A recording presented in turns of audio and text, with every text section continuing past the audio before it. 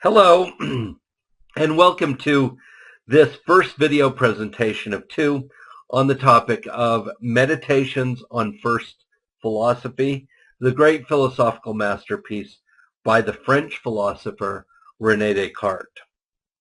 The book, which is among the most widely read in all of philosophy, is divided into 6 sequentially developed individual meditations. In this presentation, we will cover the first 3 of those, and we will finish up with the last 3 in the next video presentation. By now, you should have read at least the first 3 meditations on your own. If you have not, you should concentrate on making headway in getting them behind you. In this presentation, we will do the following. We will briefly go over a bit of the background to the meditations. We will examine the details of the first 3 meditations, including the literary moves and the arguments used by Descartes. In the first meditation, we will first take notice of Descartes' method of doubt. We will examine initial claims against empiricism.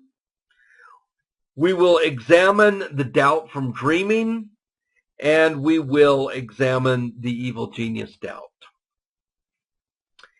In the second meditation, we will establish the cogito.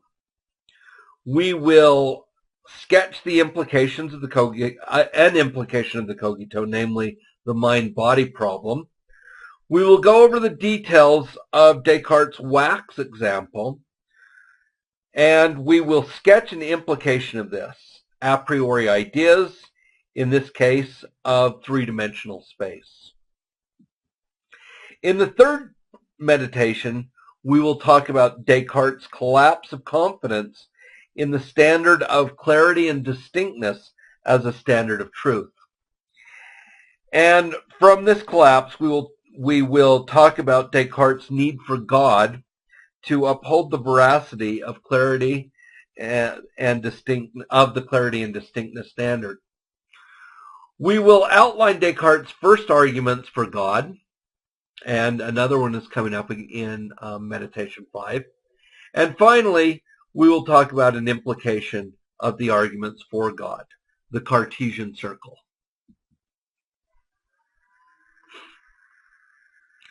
Descartes sees himself primarily as a mathematician and a scientist.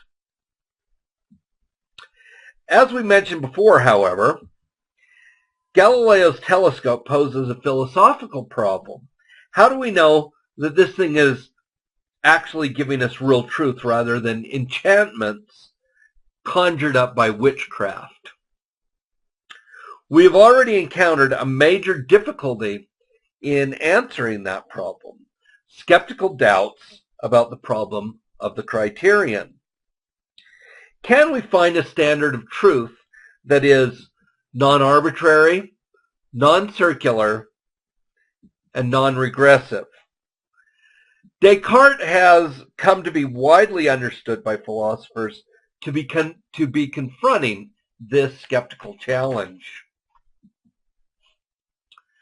You will notice that he uses skepticism in the way that firefighters sometimes use fire to fight fire. Descartes attempts to use skepticism to fight skepticism. Descartes, like many other early modern philosophers, is disillusioned about the conduct of philosophy at the medieval university.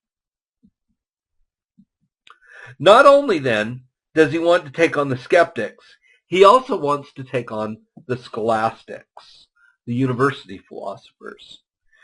We will see that early in Meditation 1, he advocates a naive empiricism and then goes after the equally naive objections raised by scholastics. Both of these moves seem to be a kind of mocking dismissal of the medieval approach to philosophy.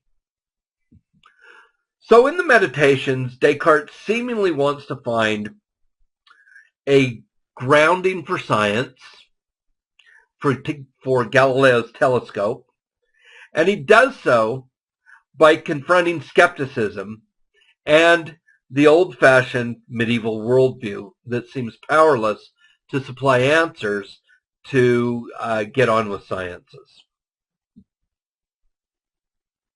Meditation 1. We will call the narrator of the meditations the meditator. At the beginning of Meditation 1, the meditator tells us that he realized that he had been harboring false beliefs that he had accepted as true since his youth, and this made his whole system of beliefs doubtful. In order to build a system founded on truth, he realized he was going to have to demolish the whole system and to rebuild it from the on foundations of truth. This is just where he appeals to the skeptic with the idea that ultimately he is going to use skepticism against skepticism. Skepticism provides him with a method for getting rid of all of his false beliefs. We'll call this method the method of doubt. Here's how the method of doubt works. We can think of the method as a two-column method. To begin with, the first column is totally filled with all of his original beliefs, each of which can be represented by a sentence. For instance, the first column will have sentences like, the sky is blue, and Julius Caesar was a Roman, etc. If there can be any reason whatsoever for doubting a belief, then that belief is moved from the first column to the second. The slightest doubt will be enough to move the belief from the first column to the second column. Now, if he ends up moving every one of his beliefs into the second column, then he will have to admit that the skeptic is right, and he cannot be sure of anything. If, on the other hand, there are some beliefs, or even one belief, that is left in the first column, then that belief or those beliefs are unassailable by doubt. They are certain, and possibly he can build a system of truth upon their foundation of those true beliefs. That is the method of doubt. He realizes that he doesn't have to evaluate every single belief that he has, because many of those beliefs are based for their truth on the same thing. Thus, if a whole set of beliefs is based on, say, sense experience, then if sense experience is called into doubt, then all those beliefs that are based on sense experience are also subject to doubt. That is the point at which the meditator begins applying his method. He realizes that a great many of his beliefs are based on sense experience, and so he begins thinking about whether or not sense experience can in fact be doubted. Here the meditator is presented as a naive scholastic who is an empiricist who thinks that truth unquestionably begins with sense experience. There are some initial doubts directed at sense experience, doubts about very distant or small things, but the scholastic empiricist is able to deal with these kinds of doubts. You would have to be crazy, thinks Descartes, or thinks the meditator rather, not to believe your senses over this kind of stuff. For instance, is the woman's head in the bottom slide really so small that it can fit in between somebody's fingers? The meditator says that if he doubted the senses on this basis, on this kind of a basis, he would be like one of those people who think that they are that they are clothed in king's robes, when in fact they are in rags. Or who think their heads are made out of gourds or out of clay.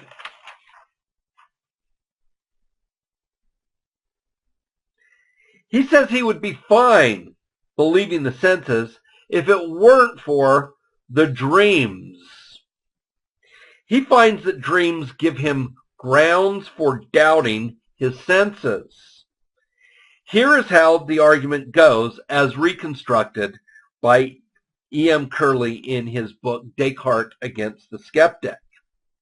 And this is a long and fairly complicated argument that you'll have to become familiar with. Step 1 on Curley's reconstruction. Sometimes I have very vivid experiences which at the time I take to be of ordinary-sized objects in my immediate vicinity, but which subsequently I decide were illusory experiences because they occurred while I was asleep and dreaming. 2. Sometimes I have in dreams experiences of which I take to be of ordinary-sized objects in my immediate vicinity, and which are so like my most vivid waking experiences that they are not in themselves certainly distinguishable from waking experiences. 3. If some dream experiences are so like my most vivid waking experiences that they are not in themselves certainly distinguishable from waking experiences, then so long as I consider only the experiences in themselves, none of them, no matter how vivid, can be said with certainty to be waking and veridical rather than sleeping and illusory. 4. If so long as I consider only the experiences in themselves, none of them, no matter how vivid, can be said with certainty to be waking and veridical, then none of my beliefs about ordinary-sized objects in my immediate vicinity are certain.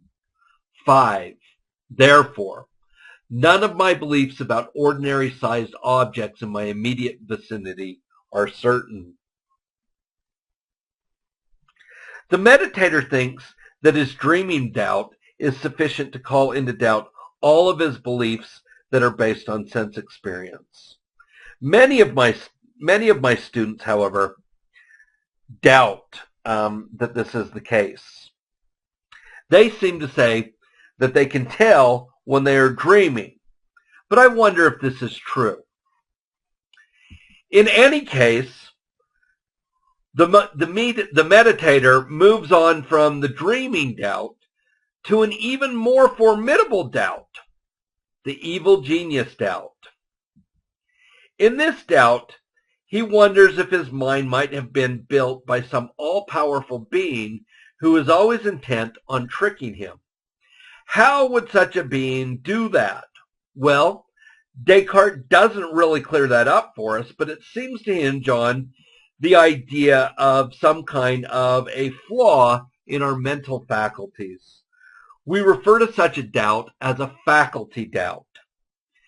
The evil genius doubt, then, is a hypothesis that whenever we feel that something is true, it is because our flawed mental faculties make us feel like false things are true. Can we be sure that our mental faculties actually reflect the truth? Descartes thinks that this doubt is powerful enough to call into doubt any belief he has. I should say the meditator. It seconds the doubt about sense experience and goes even further. This doubt, this one can even make me doubt that 2 + 2 = 4, or to use the equation that the meditator favors, that 2 + 3 = 5. Thus, meditation 1 closes with what appears to be total doubt.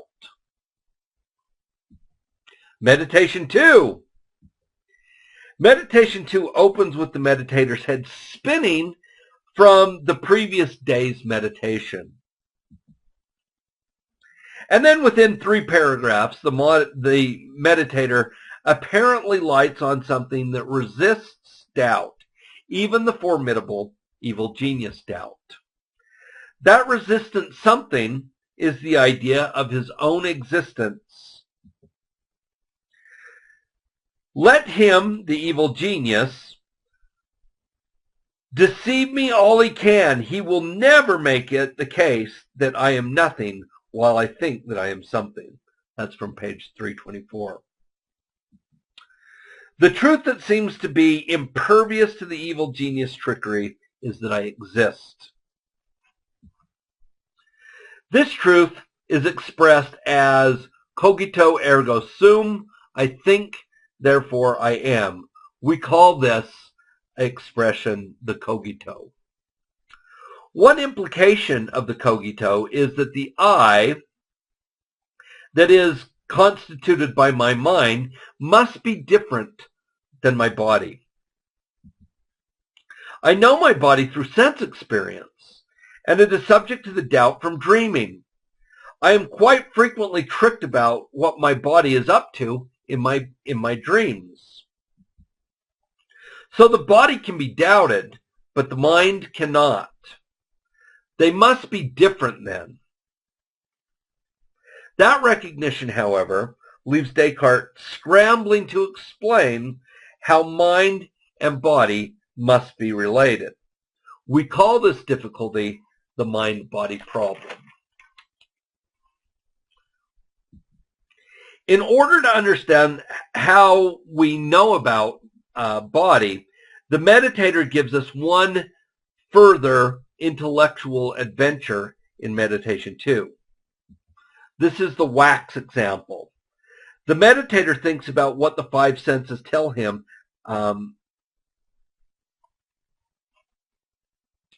what the 5 senses tell him about beeswax. You can see what beeswax is there up in the right corner of the slide. Beeswax activates each one of our senses. It tastes like something. It has a smell. It has a color. It makes a sound, and it feels like something. Whoop.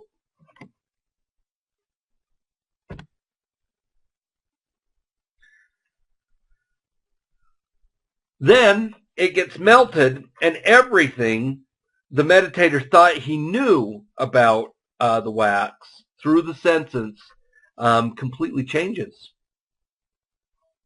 Now the meditator, along with all of us, know that the melted wax is the same stuff as before, even though what we knew before of the wax through the senses has completely changed.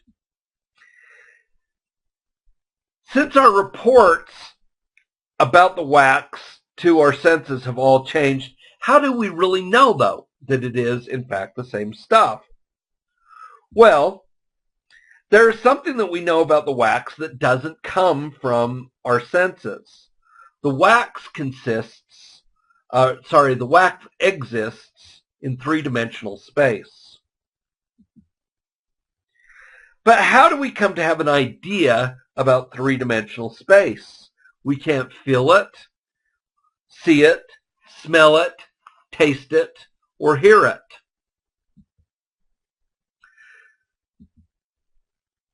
The meditator's idea is that we have an a priori idea, an innate idea about space, or extension, as Descartes calls it. An a priori idea is one that we are supposed to have prior to having any kind of sense experience. Our idea of 3-dimensional space is supposed to be one of these. We shall see philosophers throughout the modern period and beyond struggling with the idea of space. In any case, the wax example brings us to the end of the second meditation. Meditation 3.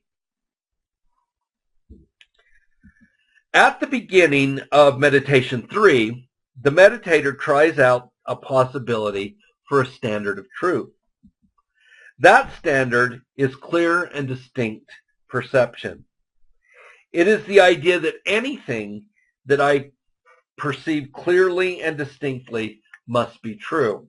And the picture to the right of the screen is something that it's hard to get to the truth about because it is unclear and indistinct. If we were to clear it up and to make it distinct, Descartes thinks that, or the meditator thinks that this can stand as a standard of truth. Yet the meditator says that he has perceived things in the past very clearly and very distinctly, but later they were proved to be false. He needs something to ground the standard more fully. He needs God. He needs a God who is no deceiver, who has given him his mental faculties and does not deceive him about what they report.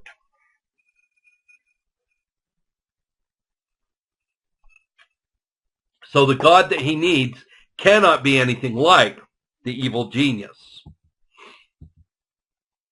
In order to bring us God, he gives us in this meditation two arguments for the existence of God. Here is the first of these arguments, reconstructed again by E.M. Curley. Some of my thoughts, namely my ideas, are like images of likenesses of things in that they represent things external to me as having certain characteristics. Some of the objects of my ideas are represented as having more formal reality, that is, more being or perfection than others are represented as having. Whatever exists must have an efficient and total cause which possesses at least as much formal reality as the effect does. Every idea must have a first principle cause which possesses at least as much formal reality as the idea represents its object as having. I have an idea of God as an actually infinite, eternal, immutable, independent, all-knowing, all-powerful substance by whom and anything else which may exist have been created, by whom I and anything else which may exist have been created. 6. I myself do not have all the perfections which my idea of God represents God as actually having. I am not the first and principal cause of my idea of God. The first principal cause of my idea of God is some being other than myself who possesses at least as much formal reality as my idea of God represents God as having. Therefore, number 9, God exists. And here is the second, again, as we get it reconstructed by Curley. I exist as a thinking thing or substance and possess an idea of God as a supremely perfect being. Whatever exists has a cause possessing at least as much formal reality as the effect does. The cause of my existence is either myself or God or some other being or beings less perfect than God. 4. Whatever causes its own existence can acquire any perfection it conceives. 5. Whatever acquires a conception of perfection it can acquire does acquire that perfection. I conceive of perfection such as knowledge, which insofar as I doubt, I do not have. 7. I am not the cause of my existence. This is a sub-conclusion. 8. If the cause of my existence is some being or beings other than God, it or they must also be a thinking thing, possessing the idea of all perfections I attribute to God. 9. Thinking thing possessing the idea of all perfections I attribute to God is the cause of its own existence. It is God. 10. If it is not the cause of its own existence, then it must be caused by some other thinking thing which also has an idea of all the perfections I attribute to God. 11. The series of causes of thinking things having an idea of God cannot be infinite. That is, there must have been a first member. 12. The first member of the series of causes of thinking things having an idea of God must be the cause of itself. 13. And what follows from this is the first member of the series of causes is God. A very complex argument, and we will need some time to digest that.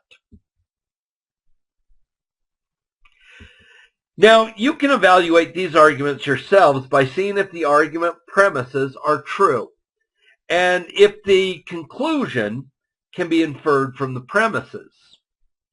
To close out our discussion of the third meditation, let's look at a special problem that arises there for Descartes. Has Descartes reasoned in a circle? Has he inferred that clear and distinct perceptions are ensured by God, and has he also inferred that we can know of God's existence as presented in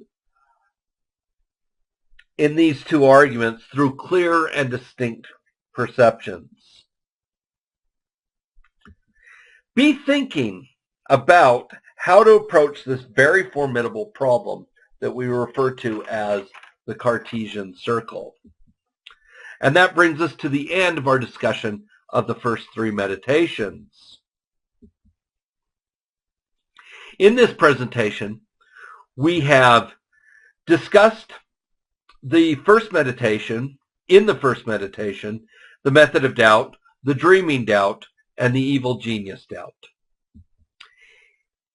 From the second meditation, we have discussed the cogito, the mind-body problem, and the wax example. And from the third meditation, we've discussed Descartes' need for God in his system, Descartes' first arguments for the existence of God, and the Cartesian circle. And that does it. The end.